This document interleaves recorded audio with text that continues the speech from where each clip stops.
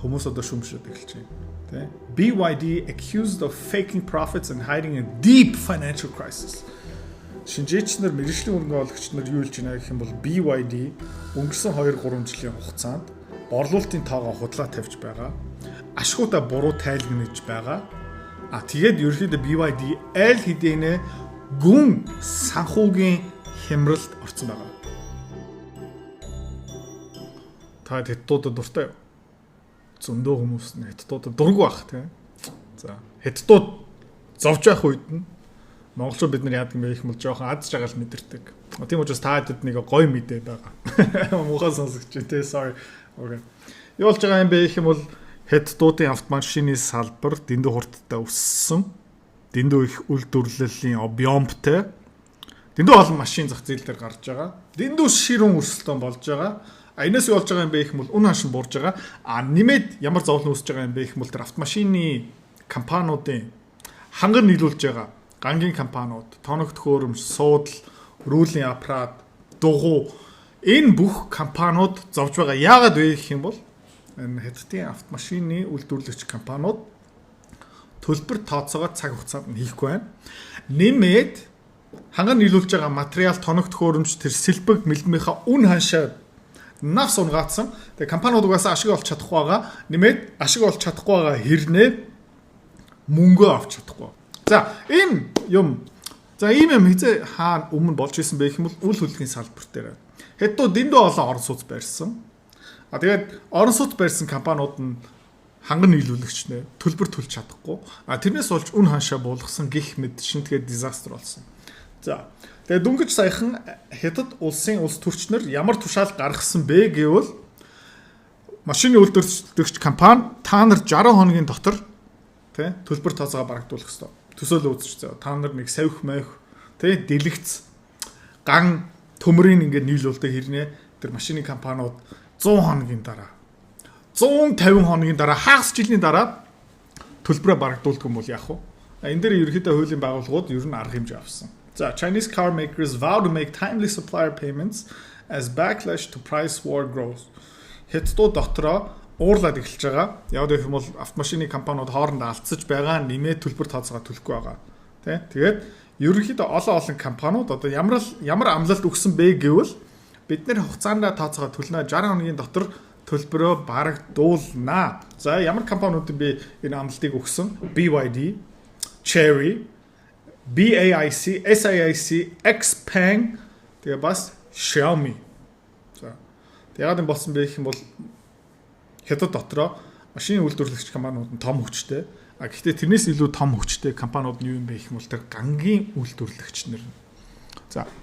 Тэгээ ган нийлүүлнэ төлбөрөө төлөхгүй юм бол тэд нар бас өөрийнхөө лоббигаа ашиглуулна. Хуулийн зүгээс их хурлын гишүүдүүд гих мэд шинүүлгээ ашиглаад одоо юу хийж чадсан бэ гэх юм бол тэ 60 хоногийн хугацаа. Тэ.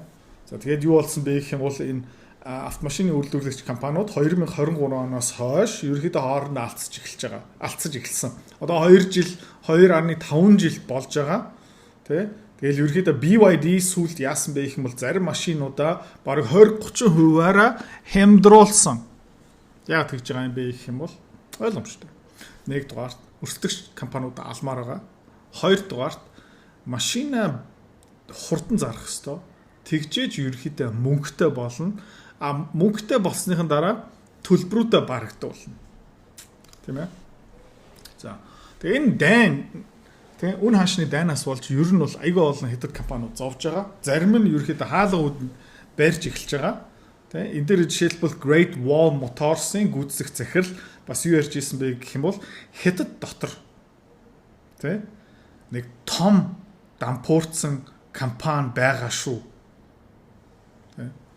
Great Wall Motor-ын гүйцэтгэх захирал юу хэлсэн бэ гэх юм бол хятад автомашины үйлдвэрлэгчийн дунд Evergrande Group-тэй адилхан нэг компани байгаа шүү. За Evergrande Group юу юм бэ гэх юм бол хятадын номер 1 барилга барьдаг компани байсан. Тэр нь тэгээд дампуурсан байхгүй. Тэгээд Great Wall Motors-ын захирал юу хэлж байна гэх юм бол хятад дотор амар том компани байгаа. Маш том автомашины үйлдвэрлэгч.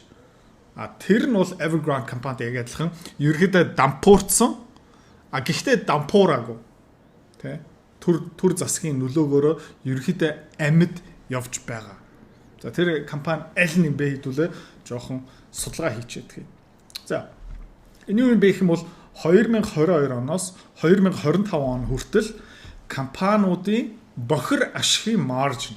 За GM General Motors 25%, BMW 22%, BYD 20%, Tesla 16.3% бохир ашигын маржинтай, Nissan тэгээ бүр зовж гин та нэг харж байгаа юм бол Nissan ойролцоо нэг 15, 16, 17% бохир ашигын маржинтай бараг 20% байсан бол одоо 12.1 руу буурсан.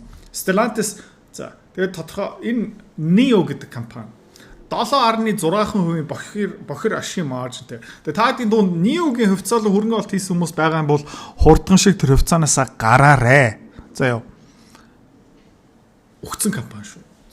За тэгэхээр энэ бүгднийг ингэ нийлүүлээд дунджийг ингээ гаргаад ирэхээр юу болж байгаа юм бэ гэх юм бол энэ автомашины үйлдвэрлэгч компани 2.5 жилийн өмнө ойролцоо 21-22% бохир ашигын маржинтай байсан бол энэ одоо буурсан байгаа. Одоо 20 руу буурсан байгаа гэсэн үг. Нийтээр.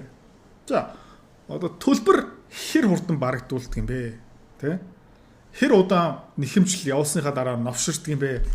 Энийг одоо харцгаая. NIO 2.5 3 жилийн өмнө заяа. 3 жилийн өмнө ойролцоо нэг 140 хоногийн дараа төлбөрөө барагдуулдаг байсан. 140 хоногийн дараа. Барыг хагас жил. Одоо хэд болсон бэ гэх юм бол 266 хоногийн дараа чи мөнгө авах гэсэн. Чи NIO компани руу бараага хүргээд өгчин заяа. Тэгээ барыг нэг жилийн дараа төлбөрөө авна. За, өөр аимшигтай компани Xpeng 170 хоног хагас жил, BYD 163 хоног хагас жил гэсэн. SAIC 111 хоног, Tesla 70 ерөөхдөө эдгээр бүгдээрээ ерөөхдөө 33, 40, 47, BMW бол 50 хоногтой, Tesla 72 хоногтой. Ерөөхдөө эдгээр яадаг юм бэ гэх юм бол кэштэй байхын тулд, бэлэн мөнгөтэй үлдэхин тулд бусад хүмүүсийн тоногт хөөрөмж, сэлбэг, эргэлтийн хөрөнгийг өнгөө ашиглахын тулд төлбөр дээр навчирдаг байхгүй юу? Ямар мэрэгчлэр сурах уу? Чи өөрөө хүүхэд чинь мэдээж хамгийн өндөр цалинтай орлоготой мэрэгчлэрээ төгсөх ёстой. За хамгийн өндөр орлоготой мэрэгжил юу юм бэ гэх юм бол одоо программист, software engineer. Би одоо хүмүүс 3, 4, 5 сая төгрөгийн цалин санал болгосон ч программист над дээр ирдэггүй. Амар ядаргаатай. Яг их юм тэд нар тим өндөр ирэлттэй. За санхүү эдийн засгийн сургууль санхүүгийн хичээл зааснаа хажуугаар нь заяа. Тэ? Програм хөгжүүлэлтийг зааж байгаа. Хиймэл ухаан, онлайн худалдаа, UI UX, software development. За тэгээд төгснөхийн дараа бараг баттай ажлын байрт болж байна. Энийг талаар дэлгэрүү мэдээлэл авмаар байгаа юм бол видео нийцлэгээр үзье. За. Тэ? Тэгээ одоо BYD-ийг хүмүүс одоо шүмжлээд эхэлж байна. Тэ? BYD accused of faking profits and hiding a deep financial crisis. Шинжээч нар мэргэжлийн хөрөнгө оруулагч нар юу хэлж байна гэх юм бол BYD өнгөрсөн 2-3 жилийн хугацаанд борлуулалтын тоогоо худлаа тавьж байгаа. Ашгуудаа буруу тайлгнаж байгаа. Тэгээд ерөөхдөө BYD аль хэдийнэ гүн санхүүгийн хямралд орсон байгаа. За нэмээд BYD угаасаа одоохондоо машинуудаа алтгалтай зарж байгаа. Нэг машин үйлдвэрлэхийнхаа өртгөж буцаага олж чадахгүй байгаа.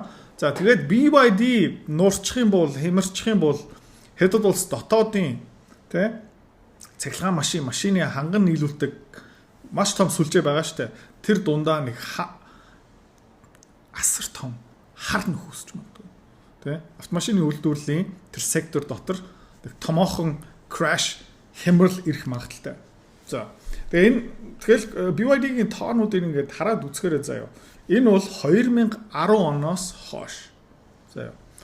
Өнөөдөр хүртэл энэ юу юм бэ гэх юм бол BYD-гийн 2012 оноос 2025 он хүртэл тэ доллараараа хэдэн тэрбум долларын цэвэр мөнгөн гүйлгээтэй байсан бэ.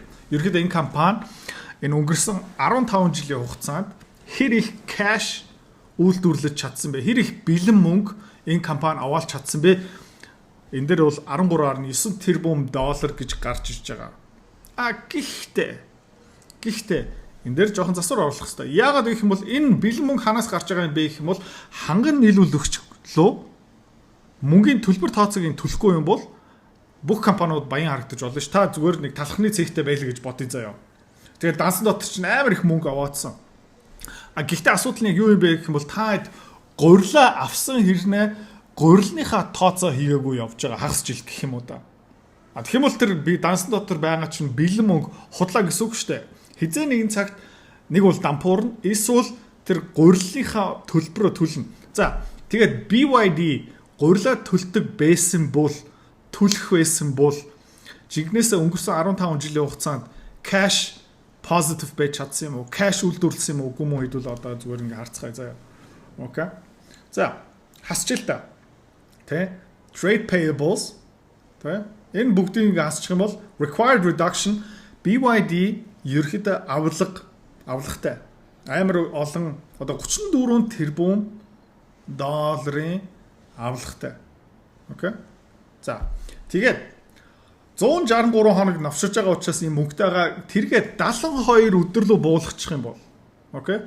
Ерөөхдөө авлагынхаа талын төлчих юм бол гурилныхаа тооцооныхаа талаас тальт илүү төлчих юм бол юу болох юм бэ гэх юм бол 19 тэрбум доллар эргүүлээ хасах хэрэгтэй болно гэсэн үг. Тийм учраас энэ BYD-ийн дансанд байгаа 14 тэрбум доллар биш. Эндээсээ ерөөхдөө 19.1 тэрбум доллар хасах хэрэгтэй. Яг гэх юм бол энэ Хятадын засгийн газрын шийдвэр гарсан шүү дээ. 60 хоногийн юу байх хэвээр. Тэгэх юм бол BYD шууд хасгалгаа орж байгаа. Тэгээ өнгөрсөн 15 жилийн хугацаанд BYD окей кэш үйлдвэрлэж чадаагүй 5.2 тэрбумын кэшийн үрдэн дээр сууж байгаа гэсэн үг. За. Тэ? Ерөөхдөө өмнө үзүүлсэн чарт нь бол энэ. Tesla бол ерөөхдөө аягүй дэжгүй явж байгаа. Tesla бол 72 хоногийн одоо авлагатай явж байгаа. Тэрийг барагдуулах мөнгө cash бол хангалттай байгаа. BYD-гийг ингээд тэр авлагын барагдуулсан тооцоо цэвэршүүлээд ингээд харах юм бол ерөөхдөө одоо 5.2 тэрбумын хар нүхэн дотор сууж байгаа. За, энэ юу юм бэ гэх юм бол энэ тооцоо юун дээр үндэслэн бэ гэх юм бол BYD-гийн санхүүгийн орлого, зарлага тооцоонууд нь бодиттой гэж үзэж байгаа. Хуурамч биш. Ямар нэг холио бантын юм байхгүй. Тэ? Энэ хүмүүсийн хэлж байгаа баг алдгалтай ингээ хуурамч худлаа тэ тайлан гаргаж байгаа. Тэр үнэн болчих юм бол энэ бүр хасахтай явж магадгүй. За, тийм учраас та энэ графикийг нэг харчих тэ маржин багтай тэ. За тэгээд NIO, XPeng, BYD тэгээд бас SAIC-ийн хувьцаа авсан хүмүүс жоохон боломжтой байгаарай. Бид нар манай school community дотор хэдүүлээ BYD-ийн хувьцаа харсан. Гэхдээ тийшээ хөрөнгө олт хийгээгүй. XPeng-ийн хувьцаа бас харсан. Багс тийшээ хөрөнгө олт хийгээгүй. Тэ? Тэгээ боломжтой байгаарай. Хятадын хөрөнгөний зах зээл бас хөрөнгө олт хийхэд жоохон аюултай орно шүү. За. Тэгээ BYD авсан, NIO авсан, XPeng авсан хүмүүс хувьцаагаа зарсан дээр юм байх шиг байна.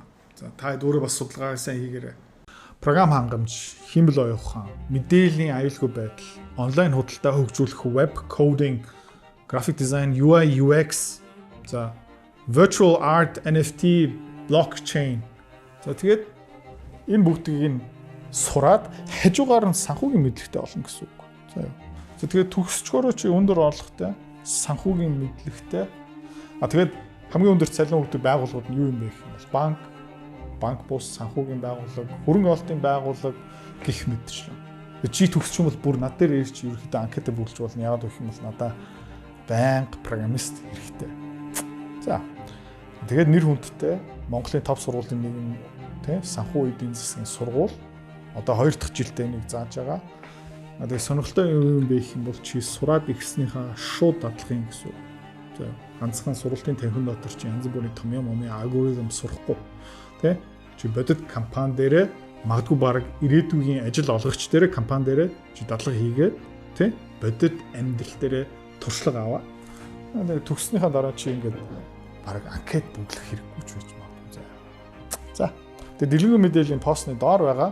Тэгээд хүүхдүүдээ эсвэл чи өөрөө ирээдүйдээ өндөр орлоготой санхүүгийн эрхчлөлтөд за тэгээд код бичснийхаа дараа ерөөхдөө гадаад явсан ч болно. Эсвэл гадаадаас халтурын ажил авч болно. За иймэрхүү юм сонирхож байгаа юм бол тий санхүү эдийн засгийн програм хангамжийн сургалтыг санал болгоё.